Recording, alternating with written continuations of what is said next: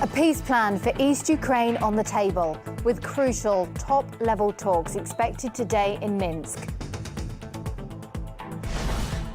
A confession from President Obama, who says that Washington often has to twist the arm of countries to get them to cooperate.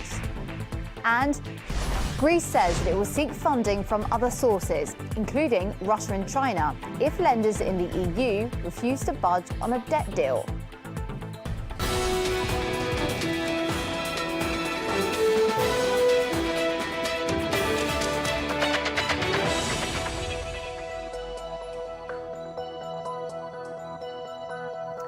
Hello there, you're watching RT International. You're with me, Katie Pilgrim. It's just gone midday here in the Russian capital. Welcome to the programme.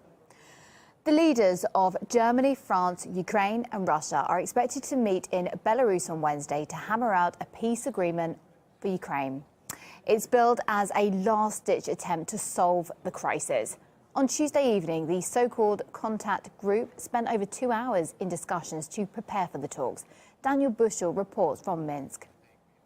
All eyes are on Minsk today. French President Francois Hollande even warned there would be, quote, total war unless they can put an end to this bloody conflict. Some international media are saying this meeting will seal Ukraine's fate and is the last chance for a ceasefire. The United Nations, as the death toll in Ukraine's conflict is now over 5,350. The UN urged all sides to halt a potentially catastrophic escalation in fighting between government forces and anti-government fighters. Little is known about what's been discussed. President Hollande was first to shed some light on the matter, saying a quite strong autonomy for East Ukraine's regions is on the cards. Then, late last night, the meeting between the contact group finished here without issuing any statements to the media.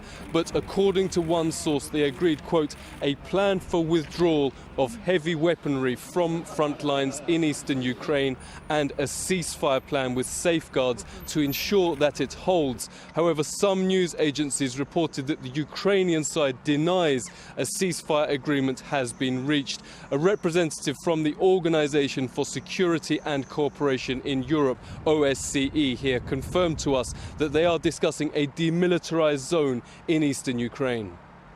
An idea of demilitarized zone, yes, it does exist, but we need more specification on how large it will be, what kind of weapons will may be kept inside this zone, who is going to control this zone. I think that this role might be attributed to the OSCE observers. We are hearing all sides in talks here do agree there can be no military solution to this crisis. Just ahead of the talks, Barack Obama and Vladimir Putin, they spoke by phone for the first time in 6 months. The US president called his Russian counterpart to underline the importance of the ongoing discussions.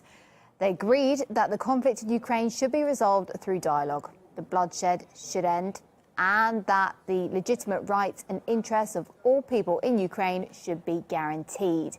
They also said they would stay in contact so that they could eventually find common ground. Contact between the two leaders has been scarce in recent months. In November, they both attended the G20 summit in Brisbane, Australia, but held no bilateral talks there. Even during the so-called family photo, they were assigned places at opposite ends of the panel there. And here they are. This is July, attending the 70th anniversary of the Normandy landings. An exchange of sorts going on between the two just then, as they once again were separated by a dozen seats at the ceremony. And finding common ground between the two nations on Ukraine is likely to be a tough task. Gano Chichikan, she explains this one. There has been very little of that, of common ground between the U.S. and Russia throughout this conflict. President Obama said if diplomacy fails, his team is looking at the option of sending weapons to Kiev. France, Germany, and some other European states have spoken out against such option, saying it will only increase the bloodshed in Ukraine. But the U.S. has its own ways of putting pressure on countries. In a recent interview, President Obama spoke to just how the U.S. can pressure countries to do what he wants. We've got to have the strongest military in the world, and we occasionally have to twist the arms of countries that wouldn't do what we need them to do if it weren't for the various economic or diplomatic or in some cases military leverage that we had, if we didn't have that dose of realism, we wouldn't get anything done either. Washington has tried twisting Russia's arms, yet the situation on the ground in Ukraine has not improved. So maybe instead of twisting arms, it would be more effective to try and find common ground. In Washington, I'm Ganesh Chekyan, RT. Throughout the Ukrainian crisis, Washington has repeatedly accused Russia of aggression in the east of the country, and the Western media has often backed the message by demonizing the country's leader. In the latest edition of Politicking, Larry King asks Professor of Russian Studies and History at the New York University, Stephen Cohen, for his perception of Vladimir Putin. In the past, you've said that Vladimir Putin is not a thug, he's not a neo-Soviet imperialist, he's not even anti-American. So what is he, and what is he doing in the Ukraine? What's his point? Here's the most important thing an American should know about Putin as leader. Putin came to power with a kind of historical mandate, if I can put it like that, with a mission to make sure the Russian state did not collapse again. That's the single most important thing to know about Putin. Now, he may have done a lot of things we don't like, and he may have done things that are unwise in terms of his own mission. But you don't understand Putin unless you understand that. And he sees what's happening in Ukraine as something driven by NATO and Washington that threatens the survival of the Russian state. Let me put it this way, Larry. The Ukrainian crisis for Russia, and this is true for a lot of my ordinary friends in Russia, is existential. It's about their existence or their future. For Washington, it's geopolitical. It's more of the usual kind of one-upsmanship, international game playing that goes on the part of all countries. Meanwhile, East Ukraine remains under a barrage of shells. 4 civilians were killed this morning in the city of Donetsk when a shell hit a bus station.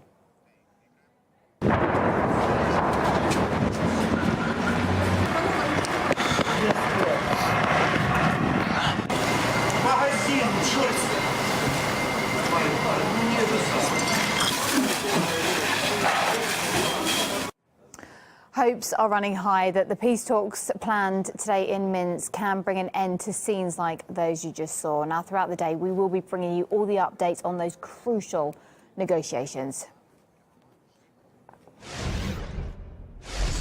Greece will try to persuade its European creditors to rethink the country's bailout terms at an emergency meeting on Wednesday. Athens will reportedly be pitching a 10-point plan to replace a chunk of its enormous debt.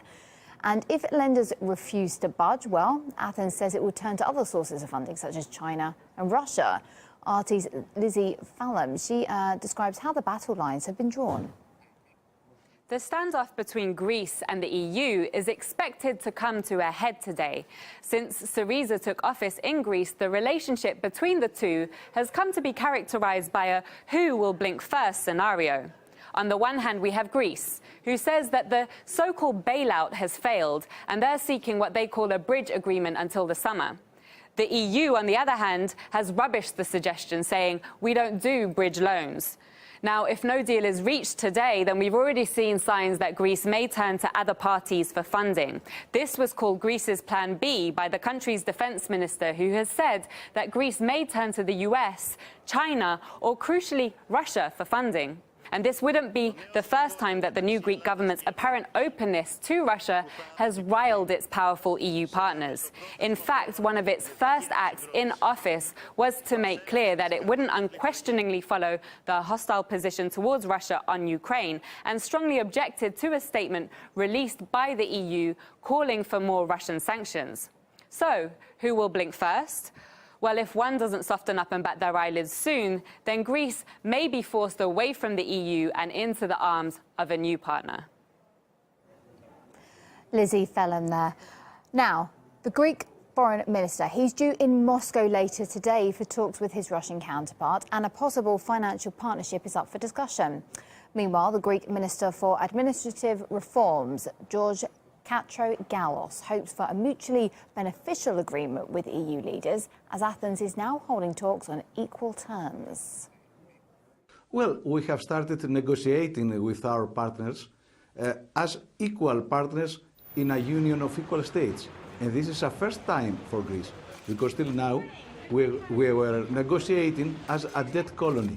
So we hope that we are going to reach a mutually beneficial agreement with our partners, exactly because we don't demand any more money. We just want some time in order to implement our program of reforms and show to our partners that we do not want to make our debt bigger, but to solve our problems, but by following our own reforms, not reforms that are imposed to us. We want to change the existing, nowadays, neoliberal Europe to a social one.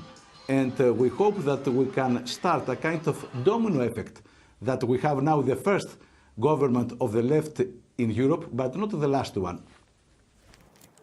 The new Greek finance minister, Yanis Varoufakis, has aroused the German media.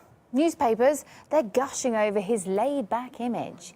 He doesn't tuck in his shirt and rides a motorcycle.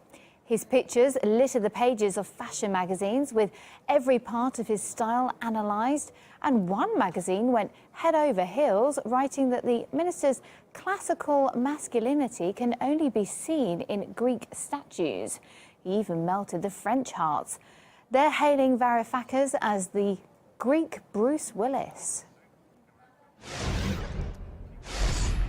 The stuff of science fiction is quickly turning into reality, but this reality may be more ominous than we think. Meet They lived Google. only to face a new nightmare, the war against the machines.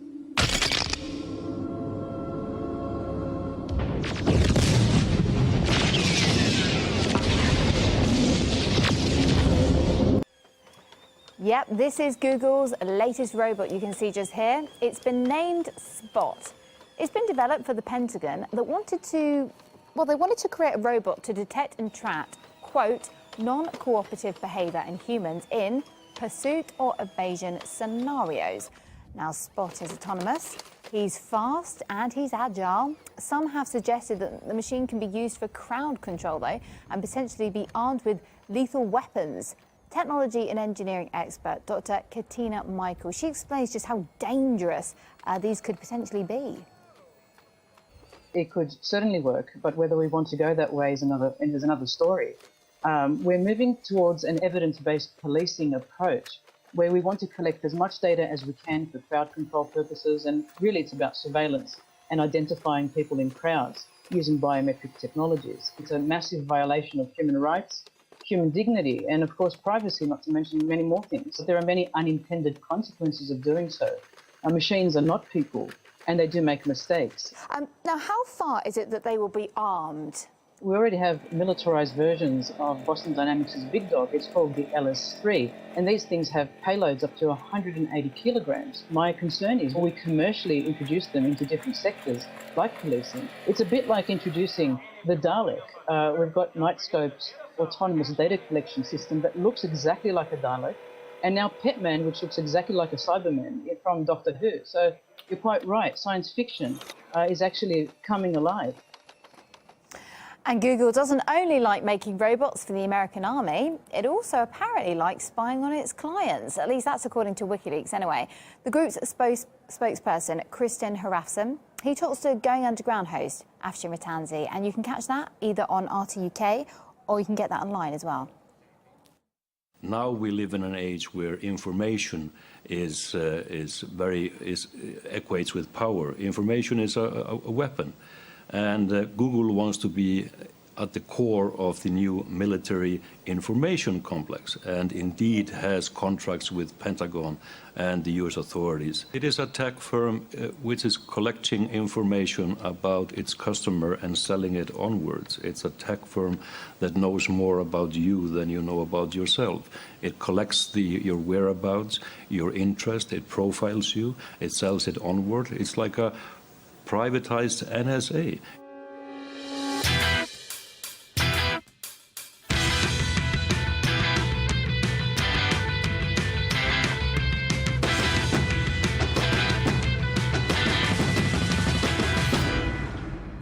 Still to come in the programme then, for the last